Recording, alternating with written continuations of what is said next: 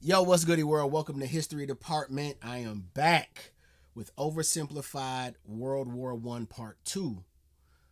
Before we get into this, let me say this. So YouTube's already on my ass now. So yesterday I recorded Part 1 and uploaded it to see if it go up green. It went up green, no problem. No issues found. This morning I published it. It published green, and then about an hour in, it went red.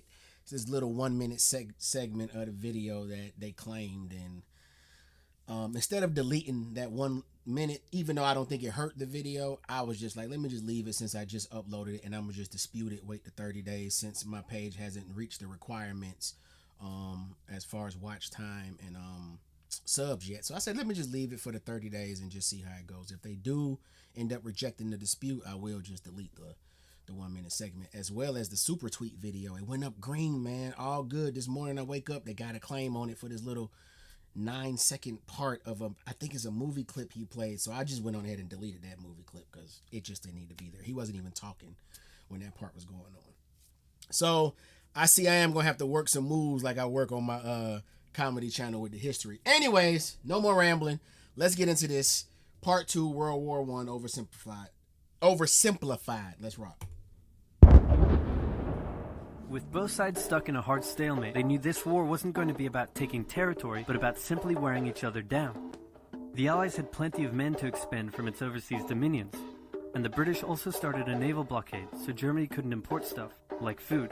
Neither side really wanted a long, grueling war though, so they both thought of ways to break the deadlock on the Western Front. Idea number 1, new frontiers.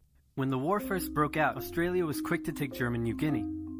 The Allies also quickly jumped on Germany's colonies in Africa, and particularly in... Yo, that's crazy. You know, when I think about the wars, I don't expect them, like, looking at Africa right here. The Allies also quickly jumped on Germany's colonies in Africa. Like, look at, like, they hit them from all angles. Like, they just didn't come in from one side and said, okay, let's make it work. They said, no, hit here, here, here, here. That's crazy. I didn't know that. And particularly in German East Africa, locals were enlisted as soldiers and carriers by both sides, leading to a tragic loss of life for the native Africans. Some new combatants entered the war as well. The Allies' new friends were Italy and Japan. Japan was busy building itself an empire, so it was more than happy to take away German islands and colonies in East Asia. Italy actually had an alliance with Germany and Austria-Hungary before the war, but after some tense relations, and then the Allies promising to give them some of Austria-Hungary's stuff, they switched sides. Italy opened up a front in the mountains here, but like everyone else, they were stuck in stalemate for most of the war. The Central Powers' new friend was a struggling empire in the Middle East.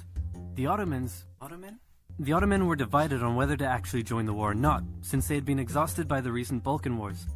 Some of the politicians who did want to join went off on their own and fired some shells at Russia, and then came back and said, whoops, looks like we're at war now. The Ottoman entry into the war was of particular concern to the British, since the Middle East... You lying to me, bruh. You telling me them folks took it into their own hands and said, let's just go fire a couple cannons over there, and then they're going to be like, who that's from? So now the whole country at war? That's what's going on? That's what's happening? And went off on their own and fired some shells at Russia, and then came back and said, whoops, looks like we're at war now. The Ottoman entry into the war was of particular concern to the British, since the Middle East was full of oil, and Britain wanted all of that oil. First, the Ottomans tried to attack Russia in the Caucasus Mountains, but they weren't prepared for the cold, and many of them froze to death. Then they crossed miles of desert to take the Suez Canal from the British, but that failed too.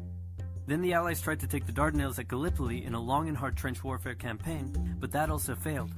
The Ottomans blamed their initial losses on the ethnic Armenians living within Ottoman territory, and the resulting Armenian genocide led to the deaths of 1.5 million people. Then the Germans sent spies into Afghanistan to try to convince the Arab tribes there to... I did not know there was an Armenian genocide, y'all. Living within Ottoman territory, and the resulting Armenian genocide led to the deaths of 1.5 million people. Then the Germans sent spies into Afghanistan to try to convince the Arab tribes there to rise up in jihad against the British and attack India. But that plan failed, partly because the spies got bored, brewed their own alcohol, and got drunk, which is a bad thing to do in Afghanistan. All these new frontiers hadn't done much to change the war. Aware that the Allies had more men and supplies than them, the Germans knew they had to do something to break the stalemate. Before the war, there was a big conference that set out the rules of modern warfare. No chemical weapons, no killing civilians. Basically, don't be jerks. The Germans held a meeting and decided to be jerks. Zeppelin air raids commenced over British cities. They also started attacking the Allied trenches with chlorine gas, and they used submarines to sink civilian ships. One such civilian ship was the Lusitania, which had 159 Americans on board when it was sunk, further swaying US opinion against the Germans. Not to be completely unfair to the Germans, the Allies also engaged in chemical warfare soon after, and they had been hiding anti-submarine weapons on... After is the key word there. After. May not have gone there had you not gone there first. Further swaying US opinion against the Germans. Not to be completely unfair to the Germans, the Allies also engaged in chemical warfare soon after, and they had been hiding anti-submarine weapons on their civilian ships, which let the Germans justify their attacks. I spoke too soon. I'm sorry, y'all. I spoke too soon. I get it. Like, wait a minute. What y'all got that for? But what if they just had it like, I walk with my pistol. I just got it as a just in case. I know I'm going into some hostile environment, which I shouldn't even be there anyway, but I know I'm there. Let me have my pistol on me. Austria-Hungary still hadn't dealt with Serbia, so the Central Powers enlisted some help. Bulgaria wished it was bigger and was still bitter about losing the Second Balkan War. The Central Powers promised to make all of Bulgaria's wildest dreams come true if they helped, so they signed on, and together they knocked out Serbia. Oh, wow. The Serbian troops retreated through Albania, which was neutral but had some ties to Austria-Hungary. So Austria-Hungary entered Albania in a friendly invasion to chase down the Serbians, many of whom escaped by sea. It's 1916, and a lot is happening. As if they didn't have enough enemies already, Germany added one more to the list. Portugal had been getting a bit chummy with the Allies behind the scenes, and Germany didn't like that one bit. Around the same time, the only sea battle of the war happened. Both sides had a new powerful class of battleships called dreadnoughts, but they were so expensive to build that neither side wanted to risk losing them in a battle, so they kept them in port, except for one time when they had a big fight and a bunch of them got damaged, so they didn't try that again. The UK started conscripting men to the army, so they had plenty of reserves, which is just as well because the Western Front was about to get brutal. The longest and one of the bloodiest battles of the war started when the Germans launched an attack around the French city of Verdun. The French defended it desperately, leading to hundreds of thousands of casualties. Under pressure, the French called on its allies to do something to draw the Germans' attention away, so the British started their own long and brutal fight, the Battle of the Somme, with 60,000 British casualties on just the first day. It was also here that the British first used one crazy brand new piece of sci-fi technology. The Russians had been getting pushed back further and further into their own territory, but in response to the French call for help, they began a huge offensive, and did really well until they ran out of supplies and got stuck. Seeing how well the Russians had been doing, Romania decided now would be a great time to jump in and win the war, and then they got pounded. The Greeks were fighting amongst themselves about whether to join the war or not. The king liked the Central Powers, while the Prime Minister wanted to join the Allies.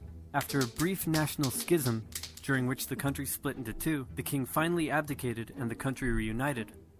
With Allied help, they began a new offensive. In the Middle East, Russia was pushing into Ottoman territory from the north. The British had also made a landing in Mesopotamia to protect Persia's oil fields, and they had also sent a small army up the Tigris River to try to take Baghdad, but the army got sieged in the town of Kut along the way, and eventually surrendered. A new offensive was launched from the south with all-out desert warfare. The offensive was aided by one famous British officer, better known as Lawrence of Arabia, who helped lead the Arab tribes in a revolt that wreaked havoc on the Ottoman supply lines. By the time 1917 rolled around, everyone was exhausted. There were mutinies in the French army, the German populace was starving, and the war had drained all of Russia's supplies. There was no clear winner, and it was still anyone's war. The only question now was, who was going to break first? Oh, wow. And the answer was Russia. Tired of not eating, and mad that a crazy magic homeless guy was calling some of the shots, there was an uprising in Petrograd complete with riots and strikes. The riots turned into a full-scale revolution, and a new government overthrew the Tsar. Then a few months later, the Bolsheviks overthrew the new government, and they pulled Russia out of the war. This was great news for Germany, who now only had to focus on the Western Front. But there was still one problem. The pesky United States of America was looking increasingly like it was going to join the war. America had been selling supplies to the Allies throughout the war and was getting super rich off the back of it, meaning it was in fantastic shape and was dangerous to the Germans. So Germany sent a telegram to Mexico saying, "Wouldn't it be crazy cool if you guys attacked America?" But the British intercepted the message, showed it to the Americans, and that was the final straw. American troops began shipping out to Europe. This was terrible news for Germany, and they knew their only hope now was to force France and the UK to surrender before the fresh American troops arrived. It was now or never, so they started one final attack. They converged their troops and hit hard at the Somme and pushed the Allies back. They hit a second time further north, then again and again. With each hit, the Germans were spending more and more resources, while the Allies were getting better and better at repelling their attacks. By the fifth punch, the Allies held the line and even pushed back. With American troops now arriving in larger numbers, the Allies launched a counterattack, and that was it. The Central Powers were being pushed back on all fronts. Bulgaria collapsed first, followed by the Ottoman Empire, then Austria-Hungary, and finally on November 11, 1918, at 11 o'clock, Germany surrendered. At the peace treaty, Germany was forced to reduce its military, accept war guilt, and pay the bill for the war. After indescribable suffering and millions dead, the world learnt its lesson and never had such an awful war again. For about 20 years. Right. That's it. And we watch to the end. I think that's the end. Hey. American troops like that, like our